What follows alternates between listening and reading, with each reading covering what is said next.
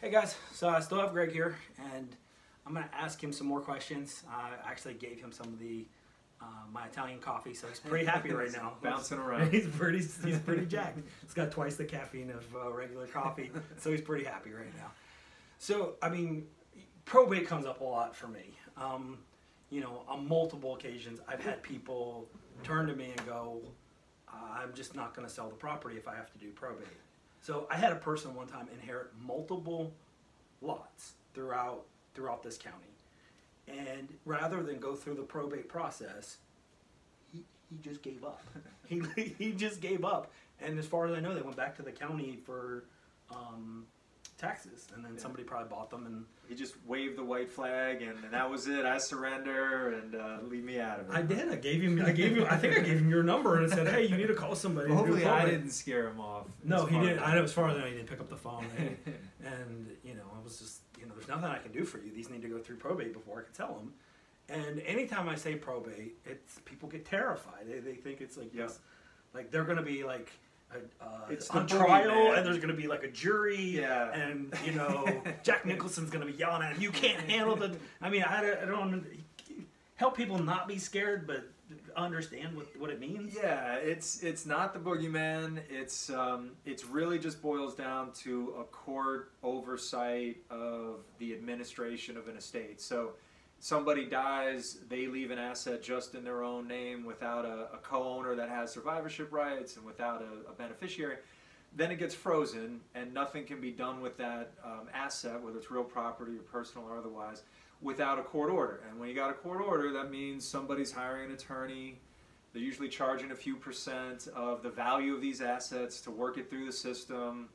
9 months, a year later, depending on the value of all these assets, the whole thing gets ultimately distributed. But that's time consuming, it's expensive, it's unpleasant, it brings up, you know, a whole litany of other problems. So it's not the worst thing in the world, but if you can avoid it, if you can make things a little bit smoother, then you're just doing your loved ones a favor when you pass on. You want to make sure that it's because it doesn't affect you during your life; it affects your loved ones afterwards.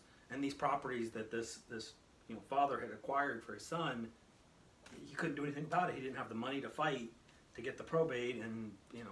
Yeah, and that's it. You don't realize the problem because during your lifetime it doesn't seem like that issue is going to come up, and it's already too late by the time people realize what's going on with it.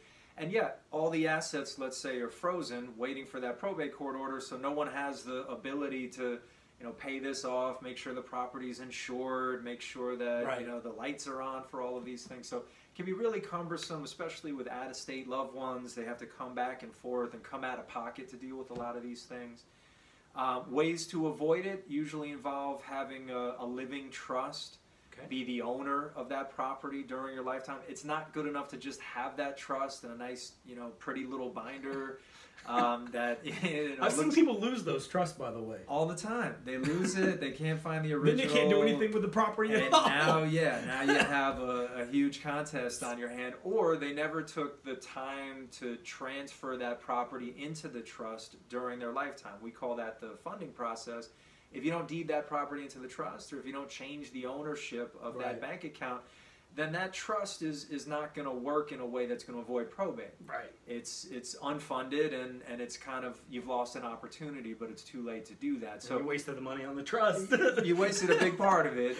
Maybe, you know, some of the other benefits could come into play, but you've missed a big you know, upside, and it's a problem. You also can put other people's name on that property with rights of survivorship or with a life estate, but be careful with that because, as we mentioned previously, that means that they're now involved in your property. If you want to sell it, if you want to mortgage it, you probably have to get their permission. If they want to put it up on the auction block in court, they're probably able to do that. I've seen that happen too. I've seen that happen multiple times where somebody forced the other person to sell, and the other person gave them partial ownership of the property, and they forced them to sell it even though they didn't really, the other person was just being kind, and this other person took advantage of it. Yeah, they use it as an estate planning technique, but they didn't realize it has during life repercussions that you have to deal with. And you know, when everybody's happy and getting along, Right. it's no problem. But when there's a rift, then, you know, you get a letter saying That's what happened. yeah, I I've felt seen really it, bad for and, people. It's sad. It's sad. That can happen with your homestead also. It doesn't matter how you own it. It can be your primary residence, but you know, these horror stories can happen, and it might be just a couple of different words in that deed that don't make a lot of sense to people who don't practice in that area, but can have huge real-world repercussions when it comes down to it. Well, thank you for making it less scary, but it sounds like probate's Or pretty more, scary. or- That's a little scary. Thank you, man. Thanks.